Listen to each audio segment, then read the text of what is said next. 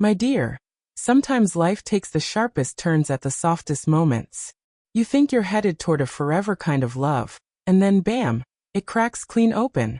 My fiancé cheated on me with my sister, so I married his brother instead. Phew, that ain't just a headline, it's a reckoning.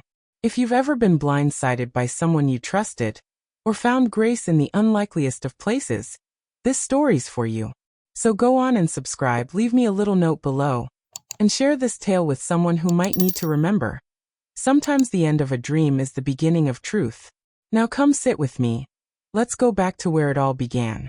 The night before the wedding was supposed to be a celebration. Laughter, champagne, twinkle lights draped across the magnolia trees. But all I remember is the sound of my sister's laugh from behind a closed door. His door. I stood there barefoot, holding my grandmother's veil against my chest, thinking maybe I'd heard it wrong. But I hadn't. I never did hear wrong, not when it mattered. The next morning I didn't walk down the aisle. I walked out the front door with a suitcase, a broken heart, and a phone that wouldn't stop ringing. Mama cried. Daddy paced. And me? I drove straight through 3 counties till I landed at the last place I thought I'd ever go. His brother's house. And when he opened the door, that old porch light flickering behind him, he didn't ask why I was there.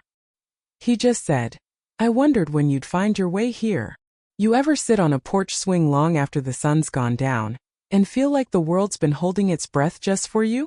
That's how it felt the night I told the truth out loud for the first time. It had been nearly 5 years since I left that town, and I'd built myself a quiet life a few states over, new job, new last name, same old heart trying to heal. Folks around here knew me as Eleanor Ray Whitford, the woman who made killer sweet tea and kept to herself. They didn't know the story that lived in the corners of my silence. Until that night, I'd been invited to speak at the church's women's circle, a little gathering with lemon bars, lace doilies, and hearts wide open. The theme was restoration, and mercy me if that ain't a loaded word. I wasn't gonna share. Truly I wasn't. But something about the way the crickets hushed outside and the candlelight flickered made me feel safe enough to tell it. Just one line. Just to see what would happen. I was supposed to marry a man who loved my sister more than he loved me. So I married his brother instead. Gasps. One woman dropped her fork. Another whispered, "Oh honey." And just like that, the story I'd locked away for years began to breathe again.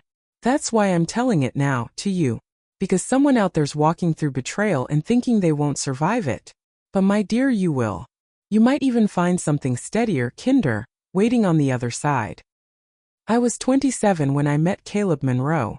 Just out of grad school, fresh-faced and feeling mighty proud of myself for landing a job back home in Charleston as a museum curator. Mama said I looked like I had moonlight in my smile. Daddy said, "Just don't forget who raised you."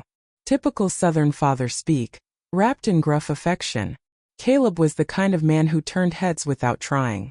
6'2", salt-kissed brown hair, and a grin that made women lean in just a little closer. He worked in real estate, wore button-downs rolled to the elbows, and had a drawl thick enough to melt butter. We met at a charity gala. I was helping organize the exhibits, and he was there as one of the major donors. He came up beside me while I was fiddling with a crooked nameplate and said, "You know, if you wanted my attention, you didn't have to tilt the sign. You could have just said hello." Corny. Maybe. But mercy, it worked. We were inseparable after that. Dates at oyster bars, long walks down Rainbow Row, dancing barefoot in the kitchen to old Al Green records. I used to think the way he looked at me was how every woman deserved to be seen, like I was the whole night sky, not just one star. But the thing about love that comes fast and hard, it don't always come honest. And then there was my sister, Lila. Now Lila and we were close once. Only 2 years between us, but she was always the wild one, sparkly, impulsive, a little reckless. She had this way of making everyone feel like the center of the universe, but mercy, it came at a cost. Growing up, she'd borrow my clothes without asking, steal my diary, charm Mama into siding with her after every fight. But I forgave her. Because that's what you do when you're the older one, the good girl. The one who keeps the peace.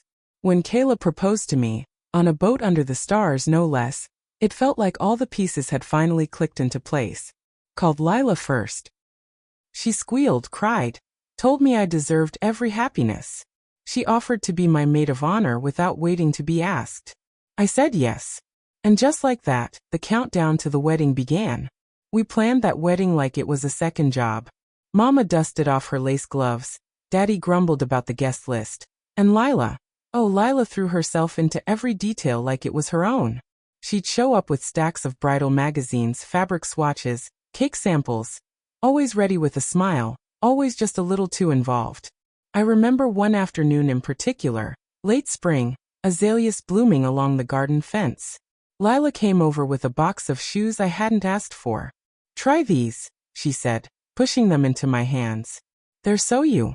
Except they weren't. They were tall, strappy, glittery things, more her than me. I laughed it off, saying I'd already picked something simpler. But something flickered in her eyes, just for a second. Like the girl who wanted everything I hadn't quite gone away.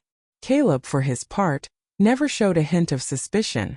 He was charming, attentive, always kissing my hand when I passed him coffee or leaving notes tucked into my purse. Still, there were moments. Little ones. A quick look between them across the room. A joke I didn't quite catch. A story Lila told that included details I hadn't shared. I told myself I was imagining things. That I was nervous. That weddings do strange things to people. Then came the rehearsal dinner. It was a warm evening under string lights in the backyard. Caleb's brother, Jonah, had flown in from Atlanta. He was the quiet one, a software engineer with a crooked smile and eyes like a storm rolling in. We'd only met once before, briefly, at Christmas.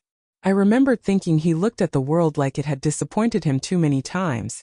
That night he stood near the grill, nursing a beer, watching. Not the party. Not the toasts.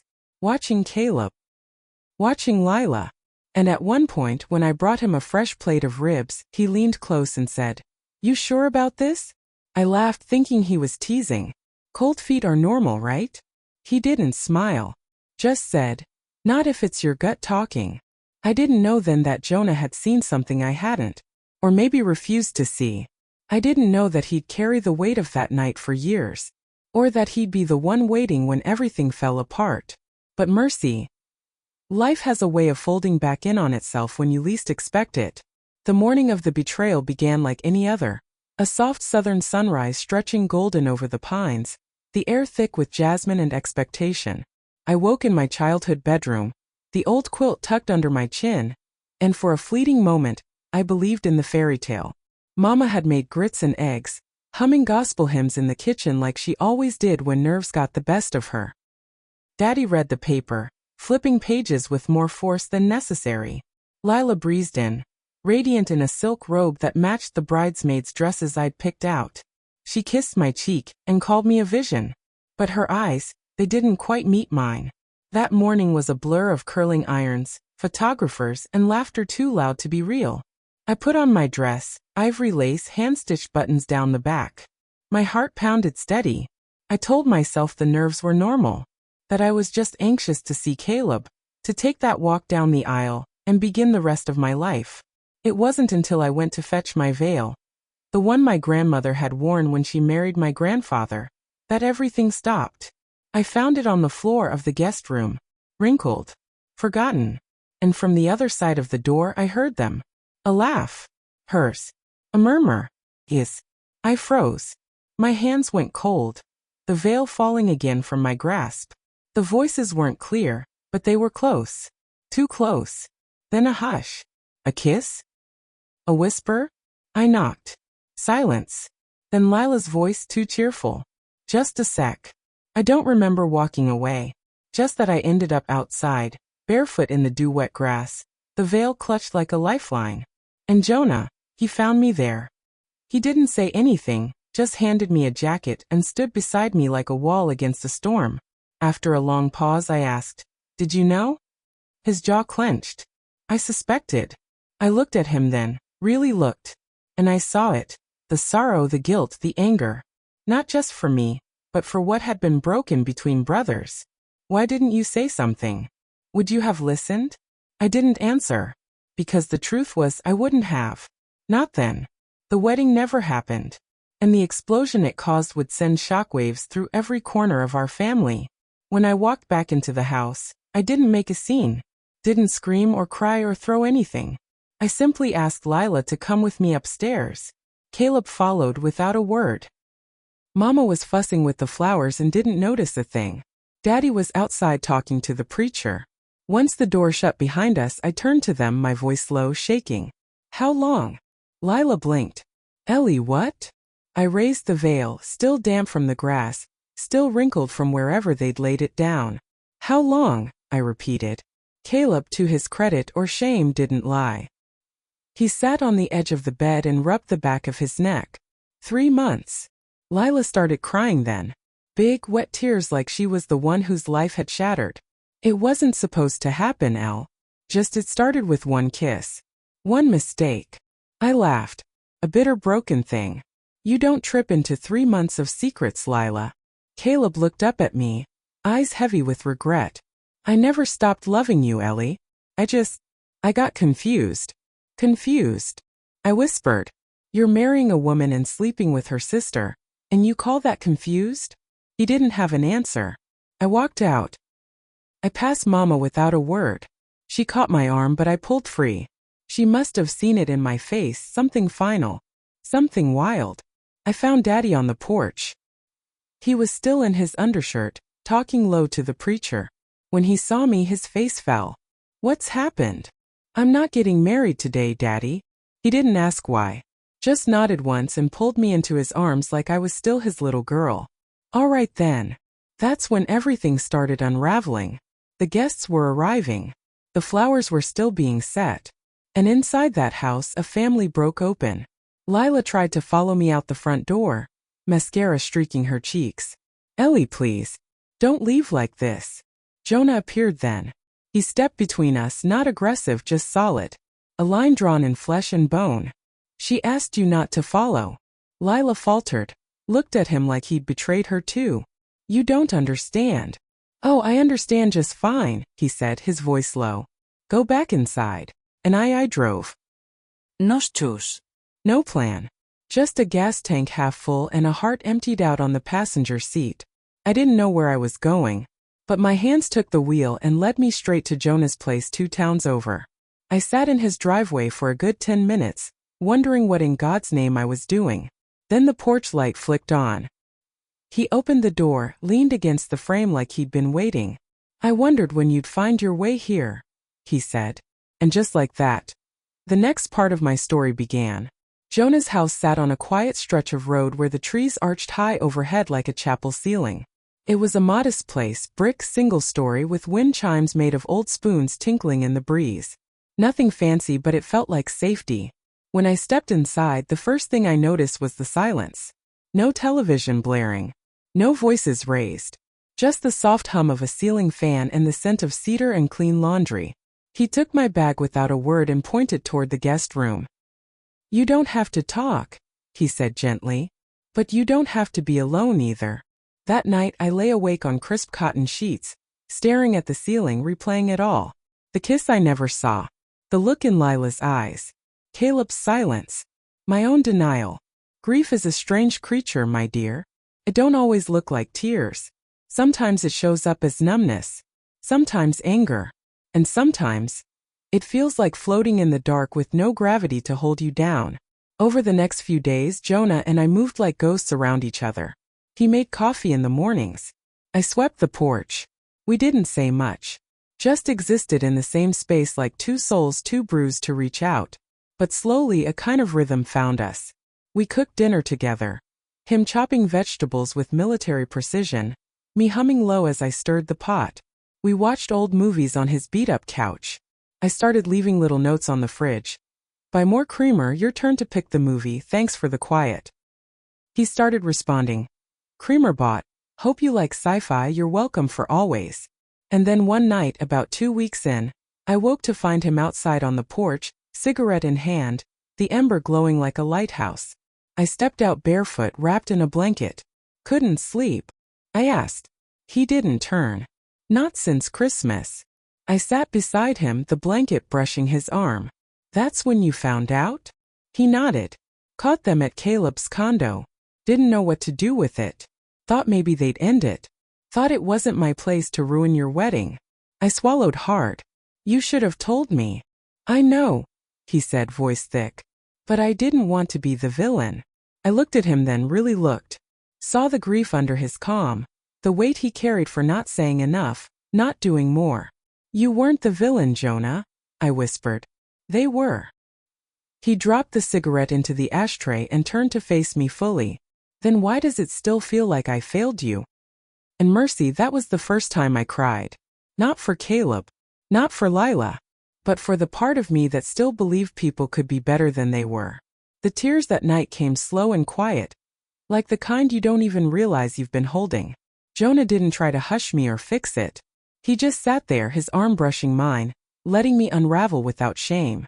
After that night, something shifted between us. Not romance, not yet. It was something quieter. Something steadier. A kind of sacred trust that only forms in the wake of shared sorrow. I stayed longer than I meant to. What was supposed to be a few nights turned into a month. Then 2. I found a part-time job at a used bookstore downtown. Jonah helped me fix my car's busted tail light. We planted tomatoes in the backyard, half joking about whether I'd still be there by harvest. We never talked about Caleb or Lila directly, but pieces of them bled through. One day, I found Jonah staring at a photo on the mantel. Him and Caleb at the lake maybe 15 years ago. Both of them sunburned, laughing. Brothers before betrayal. He caught me looking and said, "He used to be my best friend. Before the world made us strangers." I reached for his hand. I know that feeling. But grief doesn't stay boxed up. It leaks. And one afternoon it came flooding through. I'd gone into town to pick up a shipment of rare books. The shopkeeper, a sweet woman named Francine, was chatting as she packed them up when she paused mid-sentence, her eyes flicking past my shoulder. "Well, would you look who just walked in?" I turned, and there she was. Lila, hair curled, lips red, wearing that same careless beauty she always carried like perfume. I froze. She didn't.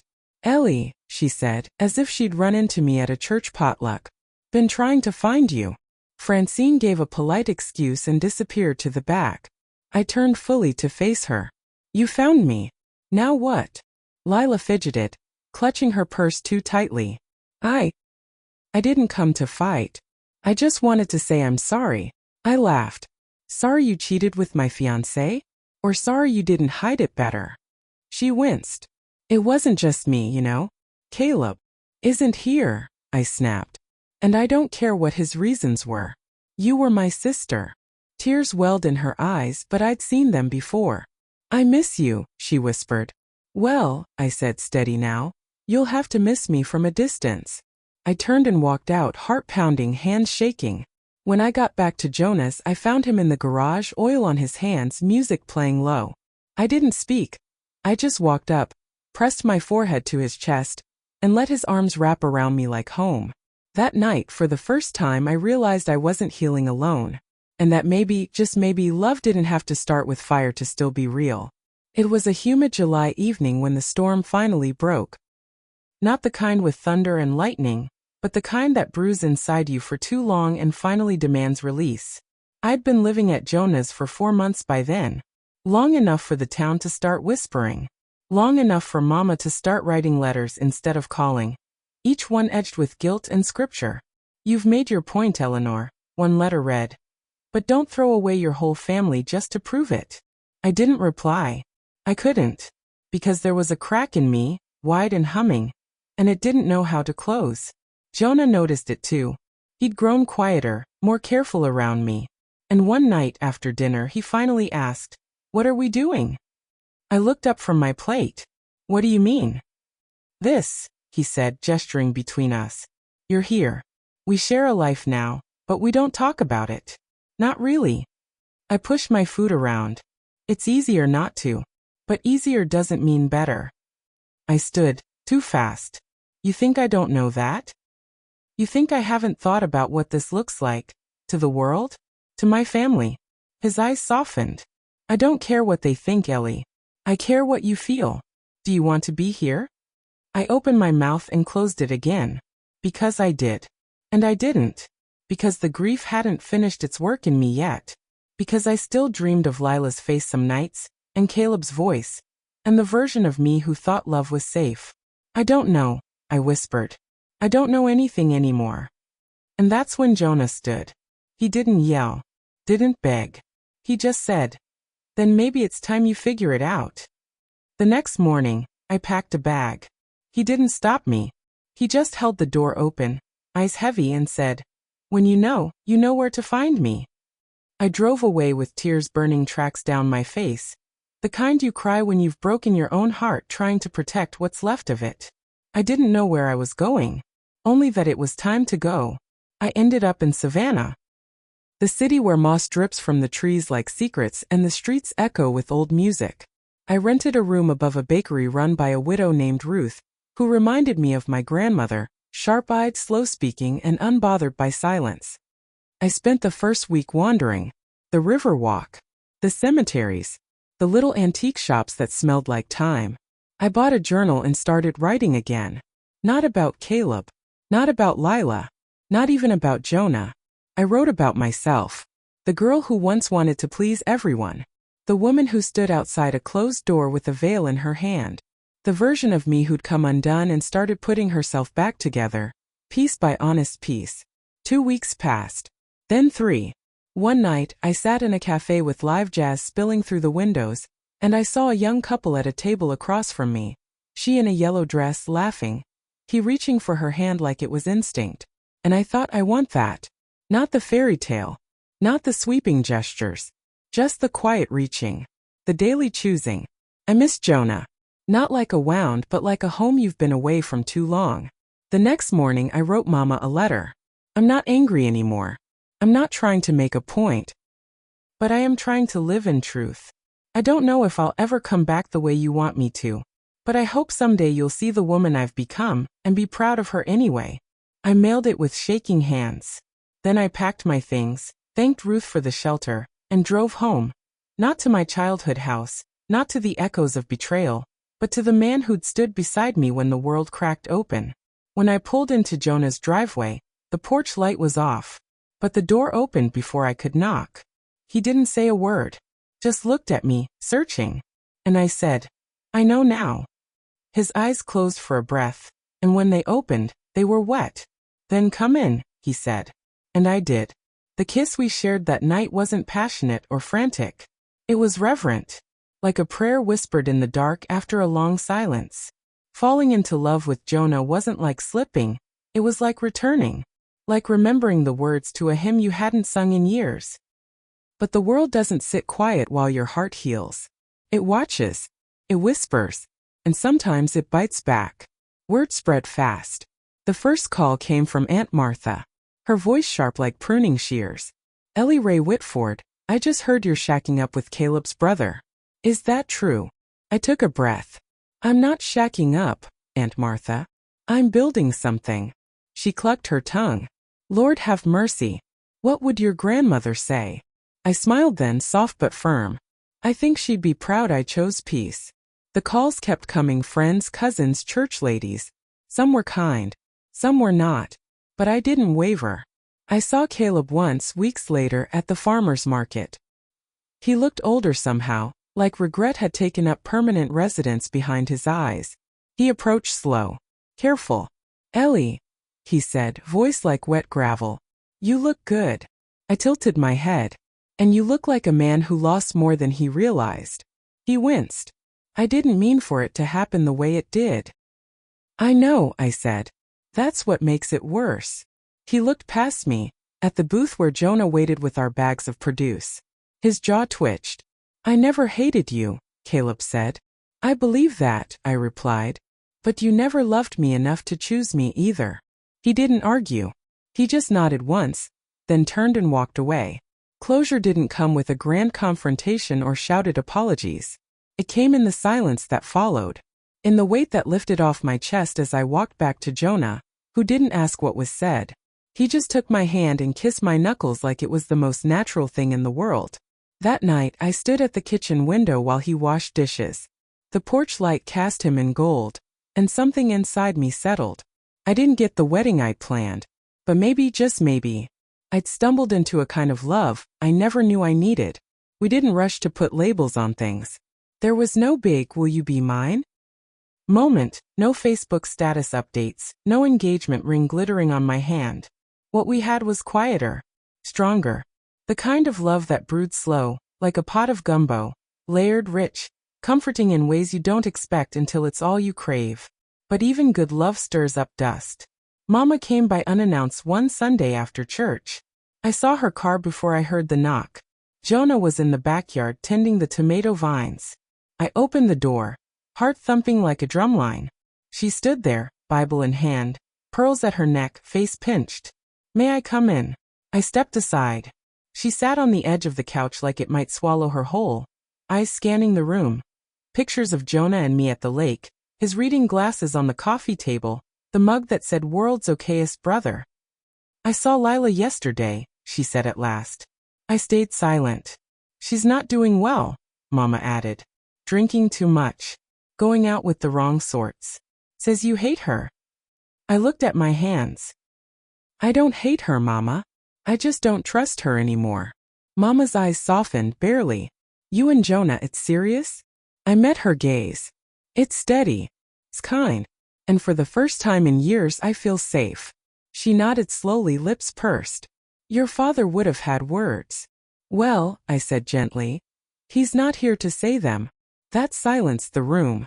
Mama stood and walked to the window, watching Jonah clip herbs from the planter box. After a long pause, she said, "He seems like a good man." "He is," I whispered. She turned back, something easing in her shoulders. "I don't understand all of it, Ellie, but I can see that you're not broken anymore. And for that, I'm grateful." I wanted to cry. Instead, I reached for her hand, and for the first time in a long while, she didn't pull away. When she left, Jonah came in, dirt under his nails, smile soft. "She okay?" he asked. I nodded. "We might be getting there."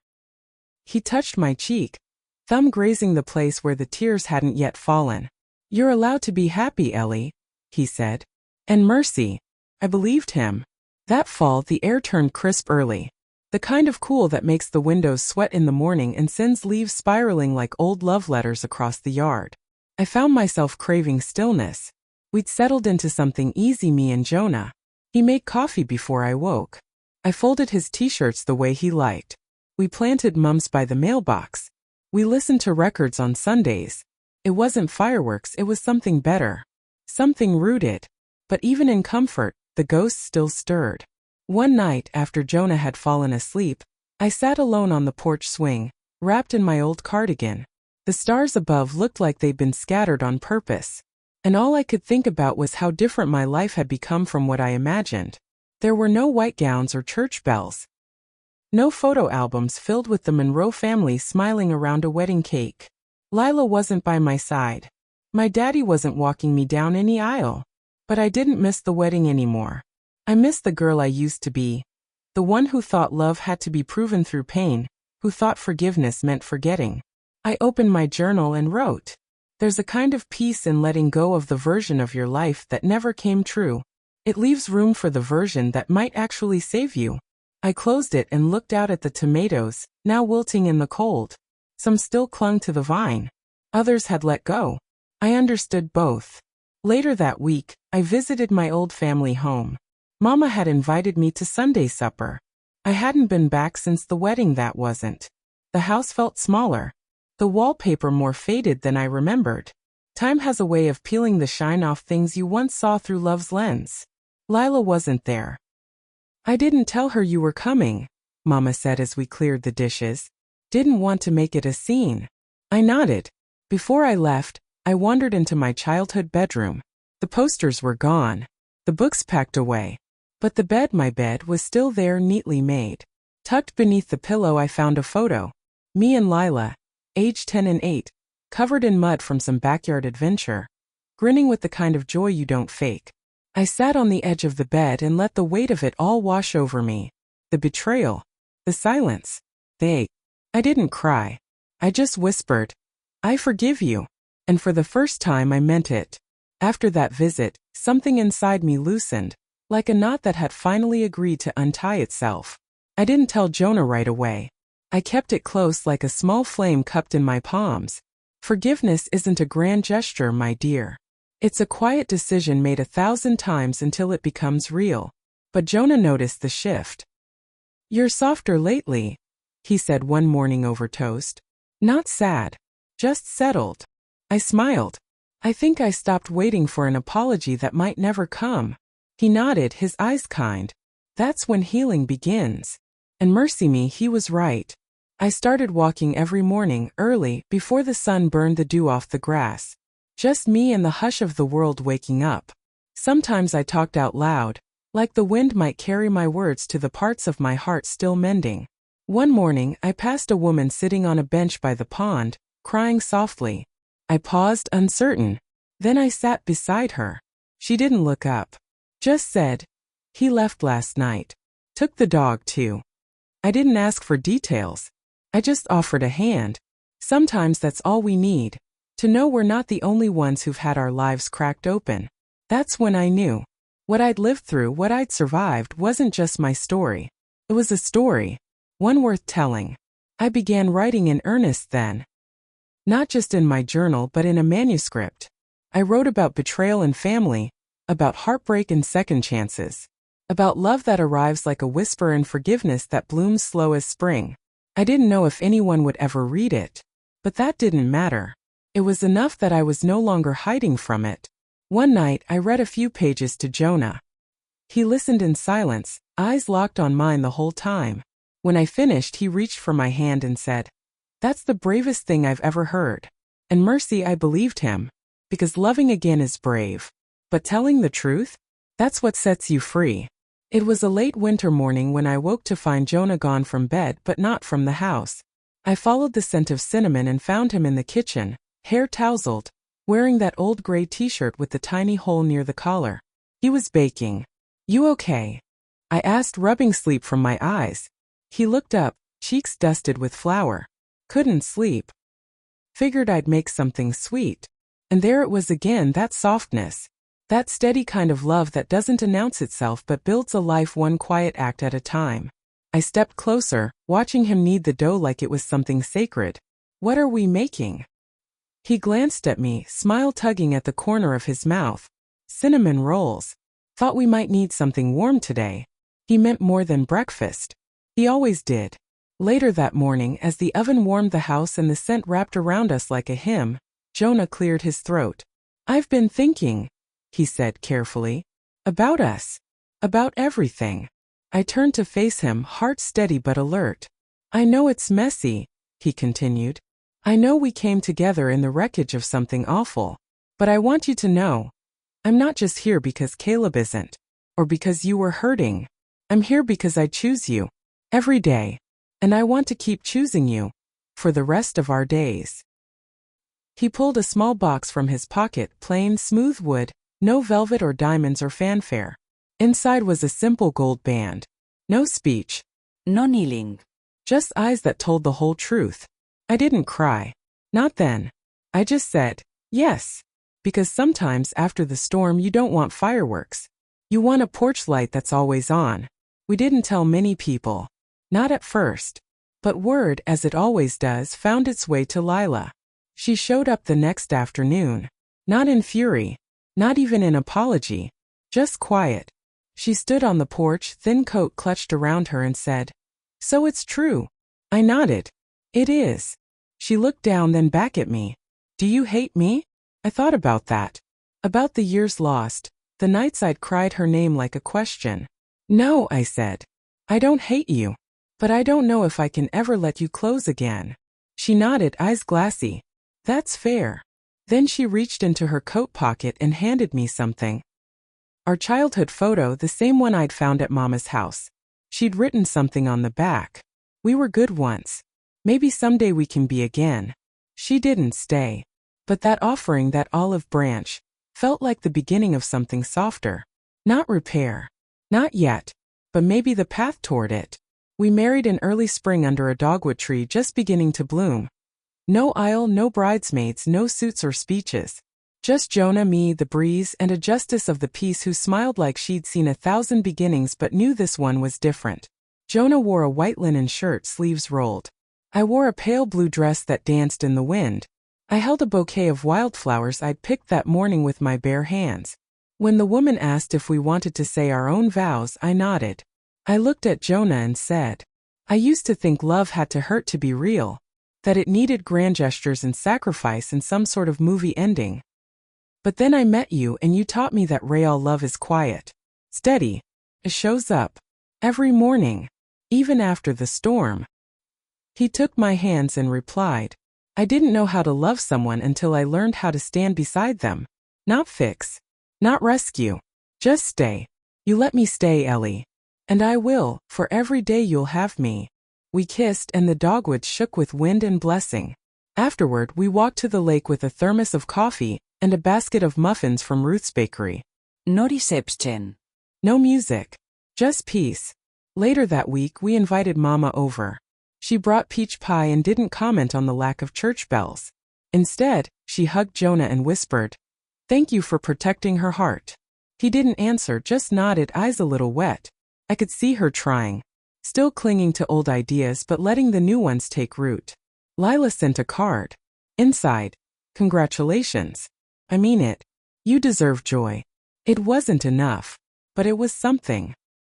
Over the next few months, Jonah and I built our days like chapters, slow, thoughtful, and full of quiet surprises. He read my manuscript and marked it with sticky notes. This part made me cry. Add more about your dad here.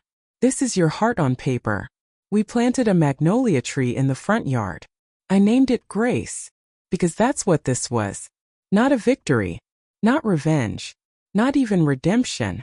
Just grace. Grace for the woman I used to be. Grace for the sister I still mourn. Grace for the man who waited with porch light burning, never asking for anything but my truth. Time, my dear, has a funny way of softening what once felt like the end of the world. Seasons pass. Pain shifts. Love deepens, not with fire but with roots. A year into our marriage, I published my book. It was small, self-published, bound with a matte cover and a title that felt both simple and sacred. The Weight of a Wedding Dress. I didn't expect it to go far. Just wanted it out of my chest and into the world. But word spread. People found pieces of themselves in my pages. Women wrote letters, long ones, about the lies they forgave, the rings they returned, the sisters they lost to silence. I thought I was alone. One woman wrote, Your story reminded me I wasn't. We had a little launch at the bookstore where I used to shelve paperbacks for $10 an hour. Jonah stood beside me the whole night, hand resting at the small of my back. Ruth sent lemon bars. Mama brought hydrangeas. Lila didn't come, but she sent a bouquet of lavender with a note that simply said, Proud. That word meant more than any apology ever could.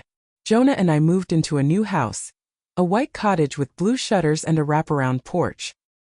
He built me a writing nook by the window, and I filled it with books and plants and every version of myself I had forgiven. He found an old record player at a garage sale and surprised me with it one Friday night. We danced in the living room to Sam Cooke, bare feet on creaky floorboards, laughter echoing off the walls like bells. Sometimes I still dream of Caleb, not with longing, with understanding. He was a lesson, not a forever. And Lila, I let her back in slowly. Coffee dates that felt awkward at first, then easier, then something like sisters again. Not the kind who share secrets, but the kind who show up. For birthdays, for holidays, for the small sacred things. Jonah once said, Forgiveness doesn't mean you forget what broke you. It just means you stop giving it the power to keep breaking you. Mercy. I carry that with me now. Every day. One warm spring evening I stood barefoot on the back porch, watching Jonah rake the garden beds. The sky behind him glowed soft pink, and the air smelled of honeysuckle and earth. I held a cup of sweet tea and thought, this is it. Not the it I'd once pictured in bridal magazines and Pinterest boards, but the real it. The kind that holds you steady when the storms roll in. The kind that doesn't flinch when the past tries to claw its way back in. Jonah looked up and caught me staring. What? He called, brushing hair from his brow. I smiled, just thinking how lucky I am. He leaned on the rake. Took you long enough to figure that out. I laughed and he crossed the yard to me, slipping an arm around my waist. I've been thinking, he said softly, lips near my ear. Maybe we take that trip to Maine this summer. You've always wanted to see the lighthouses. I leaned into him. And eat lobster rolls on the dock. He kissed my temple. Exactly. We didn't make grand plans. Just lived one small joy at a time. That summer we did make it to Maine. I stood on the cliffs at sunrise, wind tugging at my scarf, and felt whole in a way I never thought I'd feel again. Jonah took photos with an old camera, and we laughed until our stomachs hurt over the way the seagulls tried to steal our lunch. When we got back, I finished the second book. This one wasn't about betrayal. It was about rebuilding, about gentleness, about what love looks like after. And the dedication read, "For the man who loved me slowly, for the sister I chose to forgive, for the woman I fought to become, may we all find our way home." Sometimes I still find pieces of my old hurt tucked in drawers or folded between the pages of a memory. But I hold them with tenderness now, not shame, because the life I live today, it was born from the ashes of the one I thought I wanted. And mercy me, it's better. There's a moment just before dusk, when the light dips low and everything turns gold. Jonah calls it God's hour. That hush between the noise and the night. I sit out on our porch most evenings during that hour, journal in my lap, Muffin the cat curled by my feet, and I breathe it all in. I used to wonder if I'd ever feel whole again after the wedding that never was. If I could ever look my sister in the eye without flinching. If I could ever love without flinching. If I could let myself be known again, fully, deeply, honestly. And now I do. It didn't happen all at once. Healing never does. It came in soft moments. Jonah's hand reaching for mine across the kitchen table. Lila's hesitant knock on my door. The way my reflection started to look like someone I recognized. I kept every letter, every journal entry, every photo from the life I left behind. Not to dwell, mercy, no. But to remember. To honor the girl who dared to walk away when everything told her to stay. To celebrate the woman who rose from the rubble and chose herself.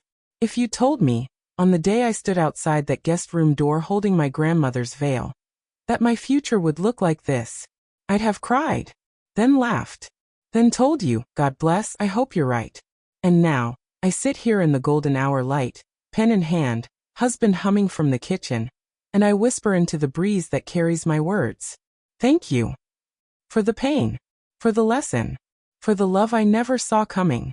Because sometimes the wrong man walks out, so the right one can walk in. My dear. If my fiancé cheated on me with my sister, so I married his brother instead, open something quiet in your soul, I want you to know this. Life doesn't always give us the ending we expect. Sometimes it rips the story wide open and hands us a pen with trembling fingers. But mercy me, what a gift it is to write your way back to yourself. If this story stayed with you, I'd be mighty grateful if you'd leave me a little note down below. Let me know what part held your heart. Share it with someone walking through their own undoing. And subscribe if you'd like to sit a while with me again someday soon. Because some stories ain't just for listening. They're for healing. And this one, my dear, was for you.